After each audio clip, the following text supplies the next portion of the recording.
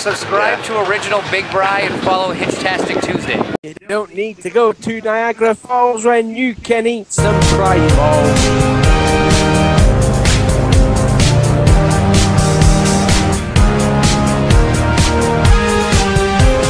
What's going on, NASCAR Diecast collectors and Diecast reviewers on YouTube? Welcome back to another new episode of the NASCAR Diecast News, hosted by me, Original Big Bri. As always, guys, I'm going to be showing you guys your weekly NASCAR Diecast news throughout, each and every week for the 2015 NASCAR Diecast season. I do apologize for the little delay. I do get school coming up next week, I believe, getting ready for my second year in college, and I had to get all that prepped up, so I apologize for the delay. And also, I went to Watkins Glen a good 2 weeks ago as well, and I do have some interesting topics to cover later on in the show with my experience at Watkins Glen with Robbie Noonan, aka Race Day 2011. But here on the Diecast News, we always review the three big things that you guys are always interested in, and that is your newly released diecast from our good friends at Plain B Sales and or K-State Diecast, the newest 2015 pre-orders that we have from Lionel Racing, and the dreaded return of the cancellations. We do got some more news on cancellations for any of you guys out there that are interested in that.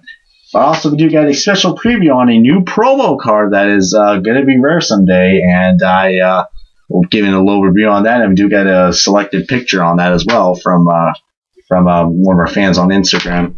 And also, we got a very important topic that I will be talking about way later in the show, and it regards, the status on the Gypsy tents. NASCAR is doing something about the Gypsy tents that not many people are going to be pretty excited about, and not too satisfied as well. But we're going to get all into this latest info and more as the NASCAR Diecast News starts right now. But before we do that, guys, let's take a look at the best-selling diecasts that were from the last episode.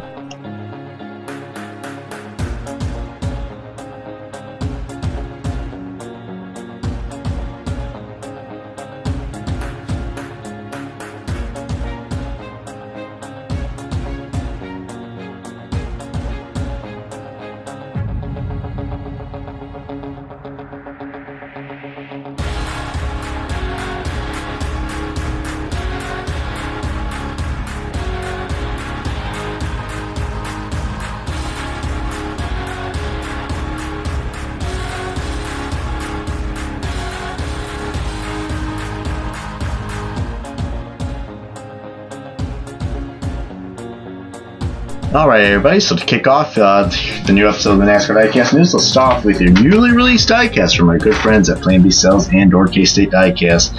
And these two releases are the retro throwback cards. We've been getting a whole lot of news lately on the newest retro cards, and I'm hoping Lionel is going to be making, a lot more retro cards, and I'm really enjoying them. One of these cards right here I do have, and I have a separate review on them, which I'll upload right after this new episode of the NASCAR Diecast News gets published, so tune to that. But the first one, we got Ryan Newman's Caterpillar throwback card that he's going to be riding he's going to be driving at the Darlington race coming up very, very soon. I cannot wait for that race with all throwback teams. But this one, it's a different throwback scheme. I guess this is probably, a throwback to the sponsor Caterpillar. What I really would have loved to see is, a Ward Burden throwback on this car. It would have been so much nicer.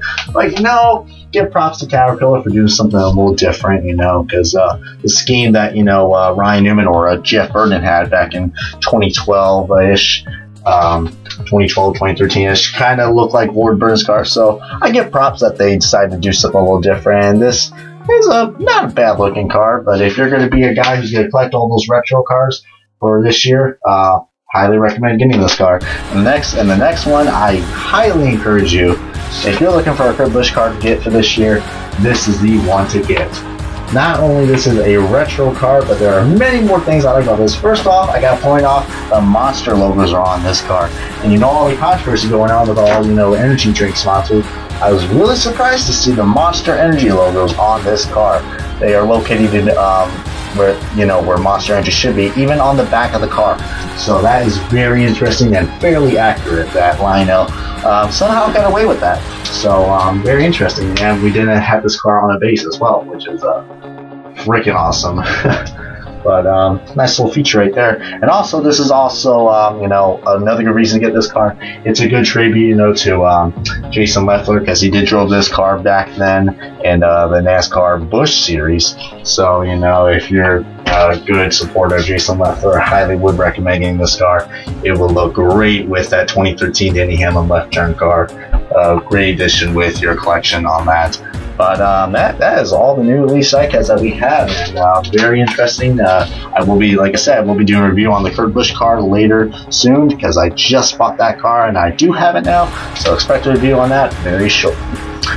So next up, we got the newest pre-orders, and you know, we do got some more throwback cars for there. Not really going to go on too much about that, but I do got to say that Denny Hamlin's throwback car was released, and might I say, it does look very nice. I think this is a good tribute to you know, Cale Yarborough's car. You know, I mean, can't argue with that. You know, whenever you see that classic number 11, you gotta, you know, think of Cale Yarborough. So very interesting. It has that retro look, and Sport Clips did have like a retro car back then in 2012ish, I think, as well. But really cool. I like the Yarborough tribute that this car has onto it. And now we go on to the cancellations, which is the least interesting part that you guys might not like, but you know, we gotta do it anyways, because you know, some cars just, you know, they don't make MOQ. And you know, I'm gonna go ahead and get things off already. These are the cars that are these cars might not be a big deal for any of you guys, but for anybody who is a big 124 Elite collector, these cards are going to be, you know, not going to be available for you guys. You know, I'm not really a big fan of Elite cards, but if you guys are, then this is, you know, going to be a pretty bad day for you. But Kevin Harvick's Chase for the Cup car got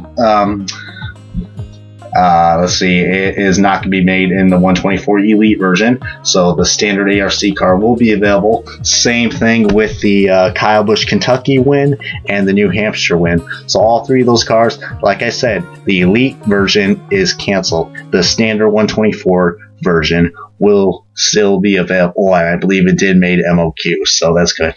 And now we're going to go on to these next two cancellations that, for big 164 collectors. Yep, they got canceled 164. Man, such a disappointment, especially for this one right here with Matt Kenseth now. Matt Kenseth's DeWalt made in the USA. I'm really glad that, that, you know, they tried to get another DeWalt card made, because if you guys have not got that, his regular DeWalt car, I highly encourage it, because, you know, that is going to be one nice car to have one day. But such a disappointment that, you know, this car didn't make MOQ. And, you know, I mean, this was like the fans did vote for the scheme, because they had, like, you know, 3 different like versions of this car, and this is the, you know, the scheme that the fans voted in. And like I said, not too many JGR fans out there, which is very unfortunate, because they have been on a hot streak. First Kyle Busch, and now Matt Kenseth. Who knows? Maybe we'll see Carl Edwards and Denny Hamlin dominate when the chase starts. So who knows? Those JGR cars are fast, but I guess the cancellations, you know, you can't win them. Yep. And also, man, it's such a disappointment right here. A Chris Buescher, the Bit O Honey car. Like I said, I hope you at least get one Chris Buescher car to be made. There's still some luck. I mean, we do got a couple more cars from him. His Zest 124, his Zest car has not been up for pre-order yet. A lot of people did message me for that. But, yeah, not too much luck with Chris Buescher. He's not had any diecast produced whatsoever. So, I'm just seeing this right here. It's just, you know, I mean, were we surprised that, you know, a Busch car was getting canceled? Yeah, but I'm hoping we at least just see one. At least one. It can't be too hard to ask for people to at least just pre-order one Chris Buescher car. I mean, come on. But now we're going to go on to this little special preview, and this was an exclusive promo that is very rare, and you can only get this at Go Green Racing's website. I'll put it down in the link in the description if you guys want to get it. I did order mine, and I'm hoping I should get it very soon so I can do a review on that. But yeah, Boris says they did make a diecast version on a 164 NASCAR diecast for Boris says Genesee Light car that he drove at the Watkins Glen race. Of course, I had to get that car because I was at that race, and a very rare car to find. I like the special box that comes with it too. But you know, if you can get your hand on this sucker before, you know, they get out of stock, Like I said, you can only go to gogreenracing.com. But very ironic. I mean, such a total surprise to see this 32 car coming out. Hoping this means good news that the Bobby Labonte 2015 C&J Services car, the gray one, is supposed to come out. And I'm hoping that Terry Labonte tribute car comes out as well, because I'm really looking forward for those 32 diecasts to come out for Go Green Racing. So I'm hoping this is a good sign that we're going to see, you know, some new 32 diecasts coming in soon, because those cars did made MOQ. So hoping that's going to be a good sign. But if you guys find this car, definitely recommend getting it. I'm a huge collector of rare cars, and I highly would recommend getting this. And also, I do got to say one thing. Remember the Waffle House car that, you know, many people were questioning when that car came out? Or did it get canceled? Well, it did not get canceled. Let's just say you could get the 2014 Eric Almirola Waffle House car at Lionel Racing or at the Fanatics tents. I luckily did pick up some myself, and there was a few handful of them left, so I was really surprised seeing this car out. And, you know, again, I mean, it is a standard car. It's not a promo, but, you know, it was a promo for Waffle House along for last year. But, you know, if you can find this car at the Fanatics tents, then highly would recommend getting this car as well. So, and I'll suspect a review on that car very shortly as well. I did review that car as well. And now we're getting on to the last topic of the show, guys, and this is the one that, you know, probably is going to cause a lot of controversy about. Let's just say, you know, whenever we go to racetracks, you know,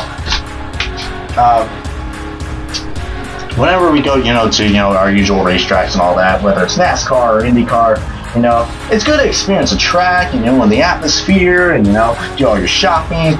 You know, not too people like to shop, you know, at, you know, all the expensive, you know, in the new Fanatics test, because it is quite expensive, to be honest. So that's why we have, you know, local, you know, diecast shops, and, you know, as what we call them, Gypsy tents. That's another experience that, you know, many fans do love.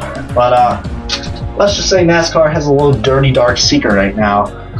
This did happen at Pocono, and then it happened again at Watkins Glen. From what when my friend Rob was at Pocono, they did the same procedure, and now I guess they're doing it every race weekend, which is very unfortunate. But basically, what NASCAR is doing now, they are kicking these you know, little diecast vendors out of the track, and they're putting them out as far as they can. Like, literally, when we found all these diecast dealers, they were not at the track at all, Watkins Glen.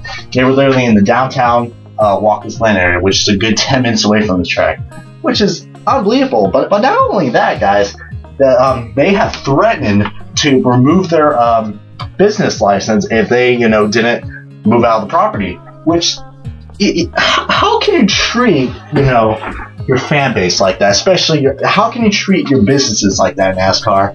I know NASCAR, I mean, has made a lot of clueless decisions, but this right here, I mean, this is one good reason why me and Rob didn't spend too much time at the Fanatics tents. We were planning to do a meet and greet session at the Fanatics tents for the diecast selection, but we just, you know, passed through them and saw them, and that's about it. But this is ridiculous that me and Rob saw how they're treating them like this. So I want you guys to share this video as best you can, because if you guys do want to keep these Gypsy tents, guys, I encourage you to stop by at the Fanatics tents. And me and Rob are, you know, not going to buy any more Fanatics tent. Buy more stuff at the Fanatics tents. I thought they were a good idea, but after I saw NASCAR's dirty little secret, you know, absolutely ridiculous. Sorry, I'm going a little, you know, off on this, but, you know, I mean, we're trying to save these Gypsy tents, because otherwise the only place you can get your merchandise at will be the Fanatics tents, which is, you know, it feels very monopolized, to be honest. All right, I mean, think about it. I'd rather support, you know, a small diecast dealer in a Gypsy tent that, you know, has a family to feed and all that. I don't want to spend my hard-earned money on, you know, some rich fucker who, you know, so sorry for the profanity, but I don't want to spend my hard-earned money on a rich guy, you know, who owns these Fanatics tents, and, you know, give it all to NASCAR if they're treating their fans like that.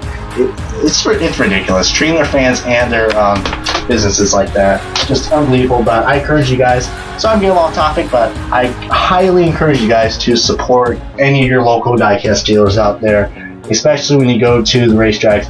Go out and support your Gypsy tents, because this could be their last time they could be there. They've done this for 25 years, and now NASCAR is now taking a stand and kicking their, butts out of the track, which is absolutely ridiculous.